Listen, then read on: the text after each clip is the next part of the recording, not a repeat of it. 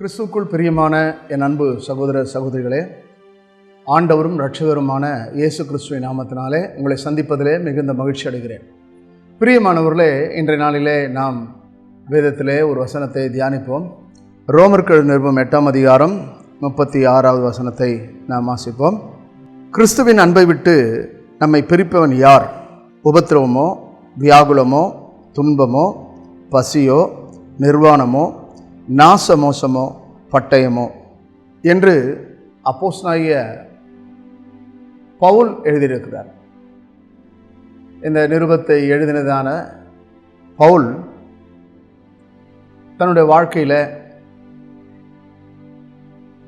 தேவன் அவருக்கு வெளிப்படுத்தின காரியத்தை அவர் எழுதுகிறார். ஆகவே இந்த அப்போஸ்தலனாகிய பவுல் என்ன சொல்லுகிறார் என்று நாம் சற்று தியானிப்போம். கிறிஸ்துவின் அன்பை விட்டு நம்மை பிரிப்பவன் யார்? இன்றைய கிறிஸ்தவருடைய வாழ்க்கை கேள்விக்குறியாகவே இருக்கிறது. கிறிஸ்துவனிடத்தில் அன்புடையவர்களாக இருக்கிறார்களா? வேதம் வாசிக்கிறார்கள், ஜெபிக்கிறார்கள், ஆலயத்துக்கு செல்கிறார்கள், பிரசங்கம் கேட்கிறார்கள், ஏன் ஊழியம் கூட செய்கிறார்கள். ஆனால் கிறிஸ்துவின் அன்பு அவர்களுக்குள்ளே இருக்கிறதா? அந்த அன்பு பூரண அன்பாக, பரிபூர்ண அன்பாக இருக்கிறதா?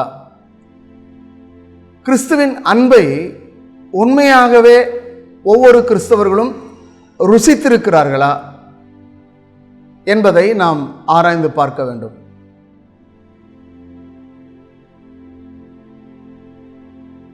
எல்லோரும் கிறிஸ்தவர்கள் என்று தங்களை கூறிக்கொள்ளலாம்.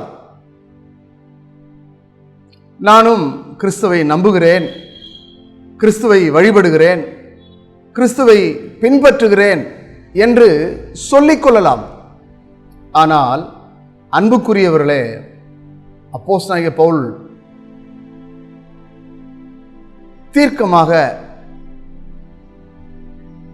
சொல்லுகிற வார்த்தை, கிறிஸ்துவின் அன்பை விட்டு பிரிப்பவன் யார்? இன்றைக்கு ஒவ்வொரு கிறிஸ்தவர்களுக்குள்ளும் கிறிஸ்துவின் அன்பு இருக்கிறதா என்றால் இல்லை, இருக்கிறது போல காண்பித்துக் கொள்கிறார்கள். கிறிஸ்துவின் அன்பு செயலிலே இருக்க வேண்டும், உதட்டிலே அல்ல. அநேகருடைய அன்பு உதட்டிலே தான் இருக்கிறது, உள்ளத்திலே தூரமாக இருக்கிறார்கள். கிறிஸ்தவர்கள் கிறிஸ்துவனிடத்திலே அன்பு இல்லை, கிறிஸ்தவர்கள் கிறிஸ்தவர்களோடு அன்பு இல்லை. வேதம் சொல்லுகிறது, தேவன் அன்பாகவே இருக்கிறார். அவருடைய பிள்ளைகளாகிய நாம் அன்பாக இருக்கிறோமா? தேவன் நம்மிடத்திலே அன்பா இருக்கிறார், நாம் அவரிடத்திலே அன்பா இருக்கிறோமா? அன்பு நமக்குள்ளே இருந்தால் நிச்சயமாகவே நம்முடைய சுபாவங்கள், நம்முடைய குணங்கள், நம்முடைய பழக்க வழக்கங்கள், நம்முடைய செய்கைகள், நம்முடைய நடத்தைகள் எல்லாமே கிறிஸ்துவை போலவே இருக்கும். ஆனால் நாம் கர்த்தருடைய ஆலயத்துக்கு போகும்போது மாத்திரம்தான் நம்மை கிறிஸ்தவர்களாக சொல்லிக் கொள்கிறோம், காண்பித்துக் கொள்கிறோம். ஆனால் மற்ற நாட்கள் நாம் கிறிஸ்துவுக்குள் இருக்கிறோமா? கிறிஸ்துவோடு இருக்கிறோமா? கிறிஸ்துவை போல இருக்கிறோமா? கிறிஸ்துவின் அன்புதான் நமக்குள் இருக்கிறதா? இல்லையே. இன்றைக்கு கிறிஸ்துவின் அன்பை விட்டு உறவுகள் பிரித்து விடுகிறது, நட்புகள் பிரித்து விடுகிறது, பணம் பிரித்து விடுகிறது, பதவி பிரித்து விடுகிறது, லௌகீக வாழ்க்கை, சுகபோக வாழ்க்கை கிறிஸ்துவின் அன்பை விட்டு பிரித்து விடுகிறது. கையிலே 4 காசு இருந்தால், பணம், பதவி, பட்டம் கையில இருந்தால், வாழ்க்கையில இருந்தால், அவர்களுக்குள்ளே கிறிஸ்துவின் அன்பை காண முடியவில்லை. அநேக நேரங்களில் அவருடைய பணம் கிறிஸ்துவின் அன்பை விட்டு பிரித்து விடுகிறது. பணம் தான் முக்கியமாய் தெரிகிறதே தவிர கிறிஸ்து முக்கியமாக தெரியவில்லை. கிறிஸ்துவின் அன்பு இருந்தால் பணம் ஒரு குப்பையாக காணப்படும், படிப்பு ஒரு குப்பையாக காணப்படும், பதவி ஒரு குப்பையாக காணப்படும். இதைதான் அப்போஸ்தலனாகிய பவுல் எழுதுகிறார் தன்னுடைய நிருபங்களில. நான் கிறிஸ்து இயேசுக்காக எல்லாவற்றையும் நஷ்டமும் குப்பையும் என்று எண்ணுகிறேன். எல்லாவற்றையும் நஷ்டமும் குப்பையும் என்று எண்ணுகிறேன். அப்படி என்றால் அப்போஸ்தலனாகிய பவுல் ஒரு ரோம பிரஜையாய் இருந்தான், ஒரு பரிசேயனாய் இருந்தான், பென்யமீன் கோத்திரத்தை சார்ந்தவனாய் இருந்தான், நல்ல படித்த மேதாவியாய் இருந்தான். ரோம பேரரசு அவனுக்கு அதிகாரங்களை கொடுத்திருந்தது, எல்லாம் இருந்தது.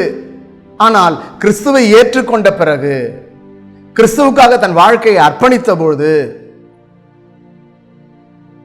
எல்லாவற்றையும் நஷ்டமும் குப்பையும் என்று எண்ணினான். தன்னுடைய அதிகாரத்தை, தன்னுடைய படிப்பை, தன்னுடைய பதவியை, தன்னுடைய பணத்தை அவன் குப்பை என்று எண்ணினான்.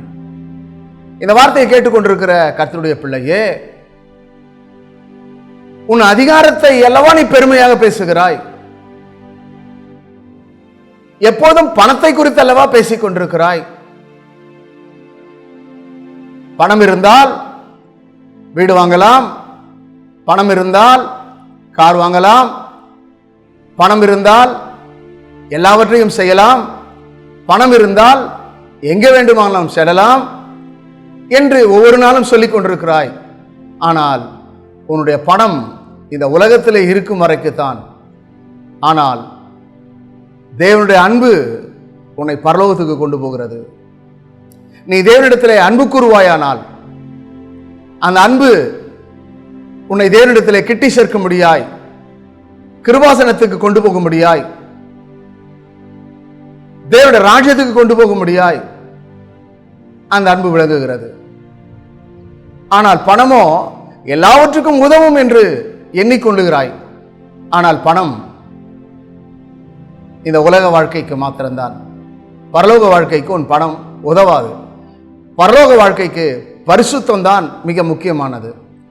ஒருவன் தேவனிடத்தில் அன்பாய் இருப்பானால் அந்த அன்பு அவனை சுத்திகரிக்கும், அவனை பரிசுத்தமாக்கும், அவனை தேவ சமூகத்திலே கொண்டு சேர்க்கும்.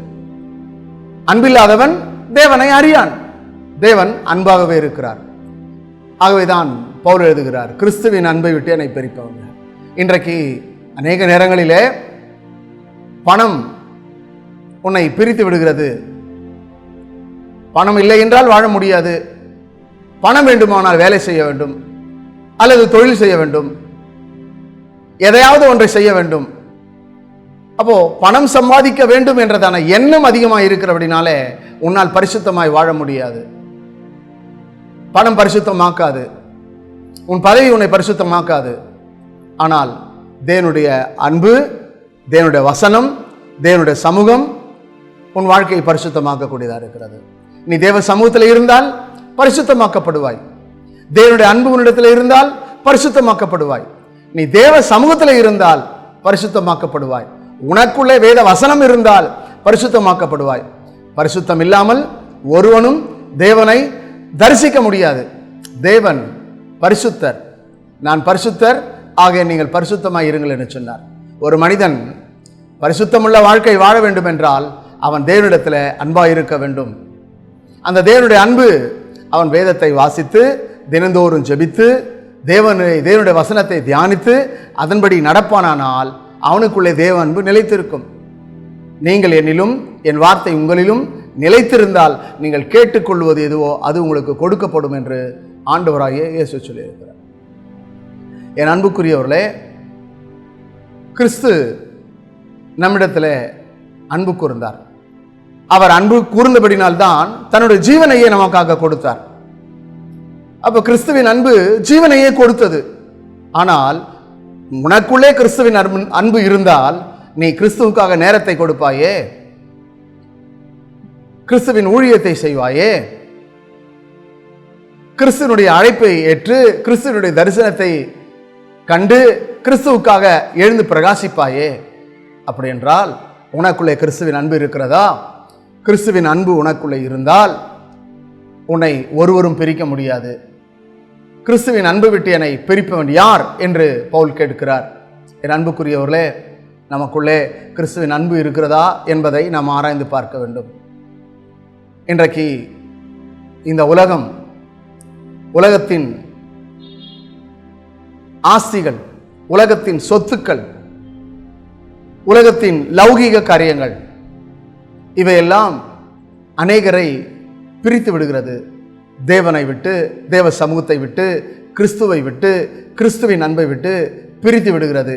இன்றைக்கு அநேகருக்குள்ளே உலகம் அவர்களுக்குள்ளே இருக்கிறது, கிறிஸ்து அவர்களுக்குள்ளே இல்லை. கிறிஸ்து இருக்கிறார் என்று சொல்லிக் கொள்ளுகிற அநேகருக்குள்ளே உலகம் இருக்கிறது. இயேசு சொன்னார், நான் உலகத்தான் அல்லாதது போல நீங்கள் உலகத்தான் அல்லாதவர்களாய் இருங்கள் என்று சொன்னார். நீங்கள் உலகத்துக்குரியவர்கள் அல்ல, உன்னதத்துக்குரியவர்கள். நீங்கள் இந்த பூமிக்குரியவர்கள் அல்ல, பரலோகத்துக்குரியவர்கள் என்பதை நீங்கள் சிந்திக்க வேண்டும். அப்படி என்றால் உங்களுக்குள்ளே கிறிஸ்துவின் அன்பு அதிகரிக்க வேண்டும். கிறிஸ்துவின் அன்பு அதிகரிக்க வேண்டுமானால் வேதத்தை நீங்கள் அதிகமாய் வாசிக்க வேண்டும்.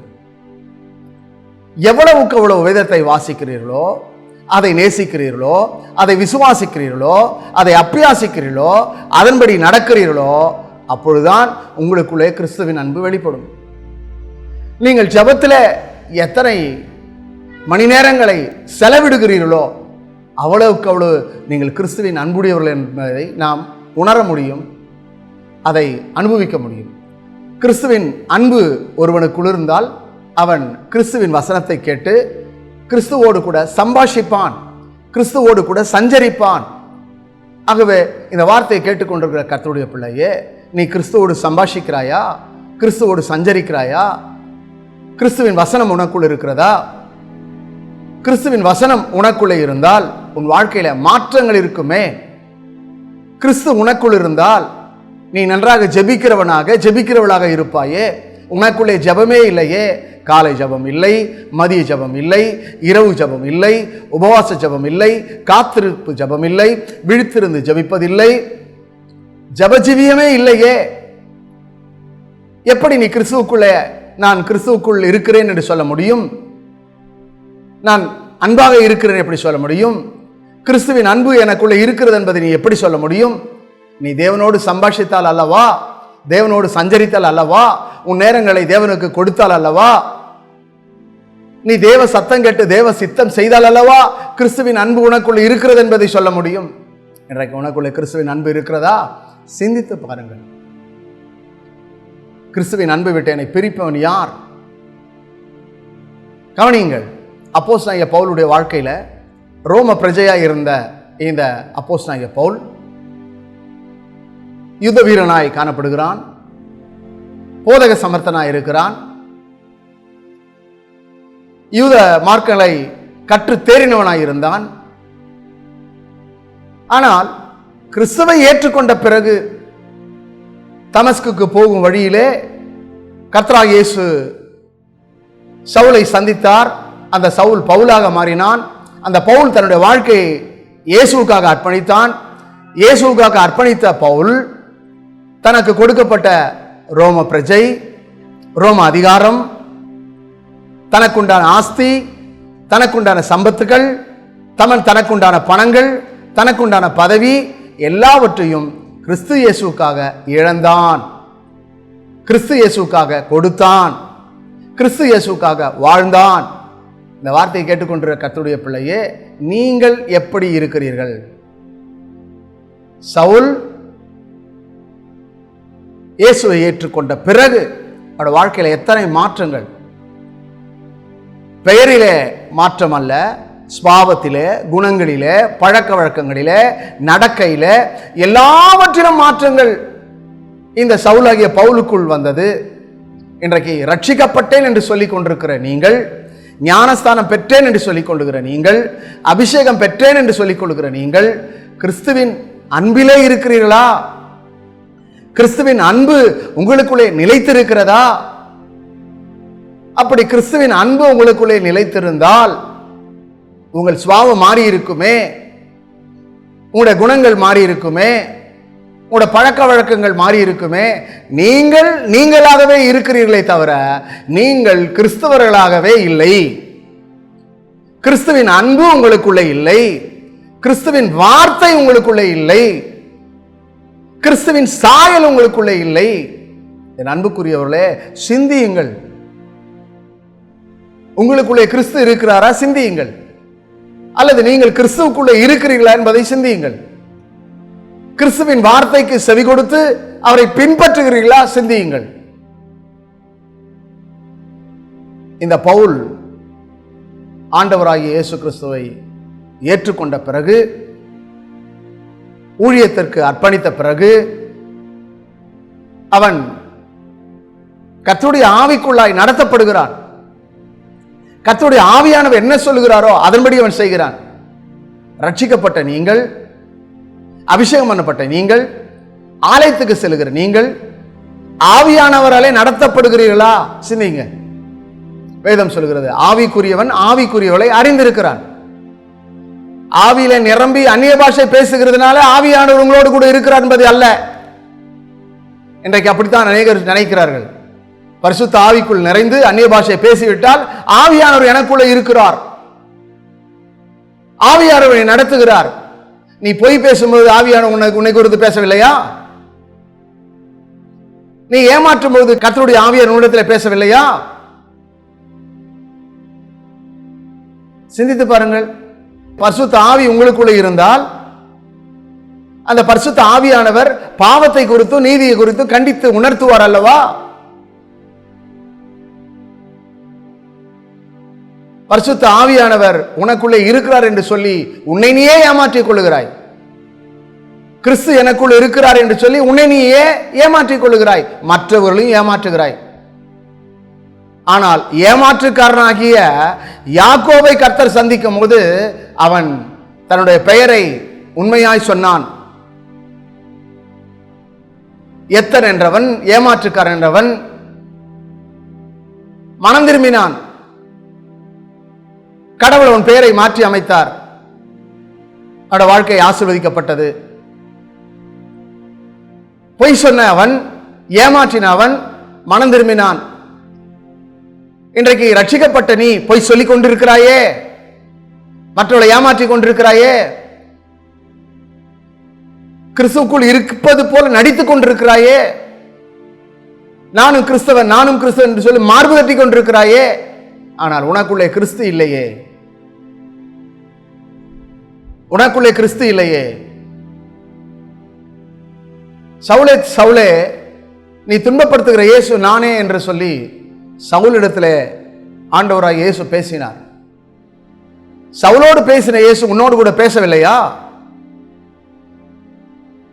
ரட்சிக்கப்பட்ட என்று சொல்லிக் கொண்டிருக்கிறாயே, அபிஷேகம் பண்ணப்பட்ட என்று சொல்லிக் கொண்டிருக்கிறாயே, இன்னும் நீ உன்னுடைய குடி பழக்கங்களை விடவில்லையே, உன்னுடைய போதை பழக்க வழக்கங்களை விடவில்லையே, உன்னுடைய கோல் சொல்லுதலை விடவில்லையே, கலகம் பண்ணுவதை விடவில்லையே,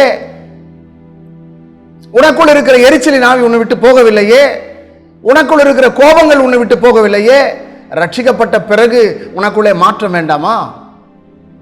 கிறிஸ்துவின் அன்பு உனக்குள்ளே இருந்தால் மாற்றங்கள் இருக்கும். உன்னை யாரும் பிரிக்க முடியாது, யாரும் பிரிக்க முடியாது. உலகமோ உறவோ நட்போ காதலனோ காதலியோ உன்னை பிரிக்க முடியாது. பணமோ பொருளோ சம்பத்தோ ஆஸ்திகளோ பிரிக்க முடியாது.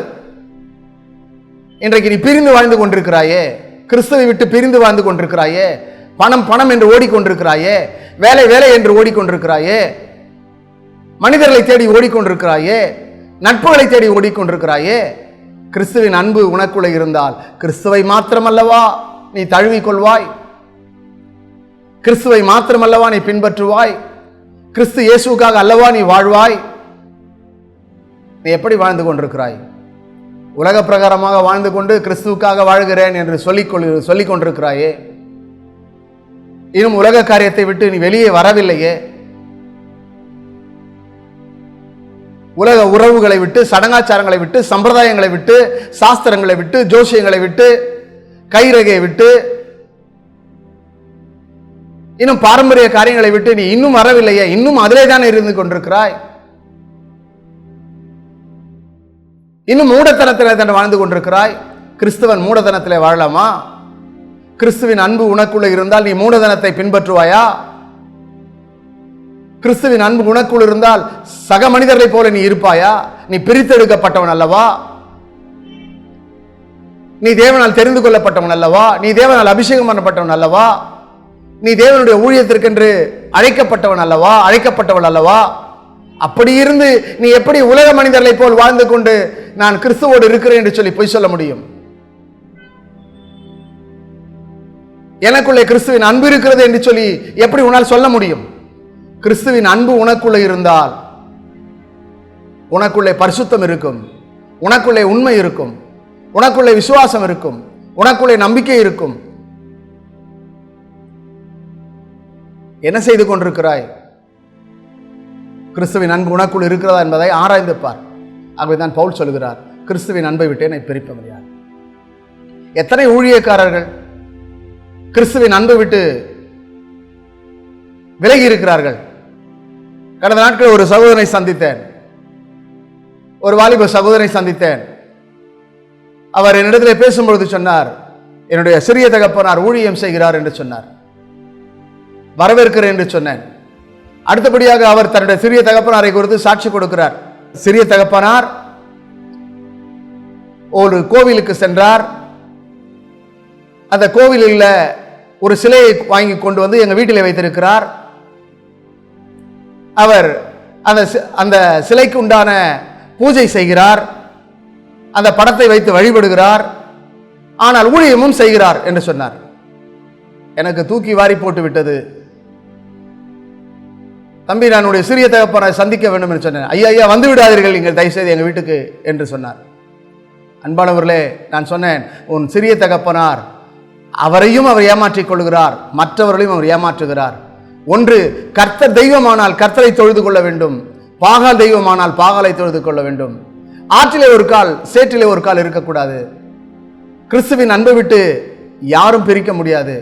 உன்னுடைய சிறிய தகப்பனார் பண ஆசைக்காக, பொருளாதார ஆசைக்காக, இந்த உலகத்திலே வாழ்வதற்காக கிறிஸ்துவின் அன்பை விட்டு நாய் தன் கக்கினதை தின்மா போல மறுபடியும் தன்னுடைய சுபாவத்துக்கு பின்வாங்கி போய்விட்டாரே.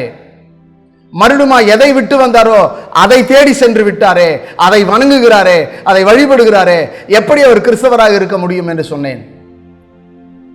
அந்த வாலிபன் சொன்னான், உண்மைதான், அவர் அப்படி செய்திருக்க கூடாது, அது தவறுதான். ஒன்றே குலம் ஒருவனே தேவன், ஒரே கடவுளை ஏற்றுக்கொள்ள வேண்டும் அல்லவா? அவர் இருதர கொல்லியா இருக்கிறாரே, இரண்டு பக்கமும் சாய்ந்து இருக்கிறாரே, அவர் எப்படி கிறிஸ்தவர் என்று அதே வாலிபன் சொல்லுகிறான். என் அன்புக்குரிய சகோதரனே, சகோதரியே, இந்த வார்த்தையை கேட்டுக்கொண்ட கர்த்தருடைய பிள்ளையே, உங்களுடைய வீட்டிலே நல்ல காரியம் நடக்க வேண்டும் என்றால் வேதம் என்ன சொல்லுகிறதோ அதை கேட்டு அதன்படி செய்ய வேண்டும். அல்லது எனக்கு வேதம் வேண்டாம், கிறிஸ்து வேண்டாம், என்னுடைய முன்னோர்கள் படி நான் போகிறேன் என்று சொன்னால் நீ தாராளமாக போய்விடலாம்.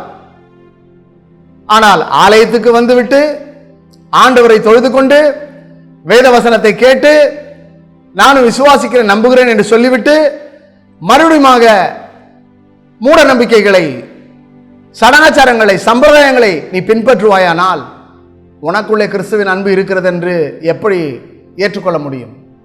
எப்படி கிறிஸ்து ஏற்றுக்கொள்வார்? எந்த மட்டும் இரண்டு நினைவுகளால் குந்தி குந்தி நடப்பீர்கள் என்று சொல்லி தேவ மனுஷனாகிய எலியா கேட்கிறான். என் அன்புக்குரியவர்களே, கிறிஸ்தவர்கள் ஒன்று கிறிஸ்துவுக்காக வாழ வேண்டும், இல்லை என்றால் உலக மனிதனை போல வாழ்ந்து செல்லலாம். ஒன்று வாழ்ந்தால் கிறிஸ்துவுக்காக வாழ வேண்டும், இல்லை என்றால் உலகத்தானை போலவே நீ வாழ்ந்து போகலாம்.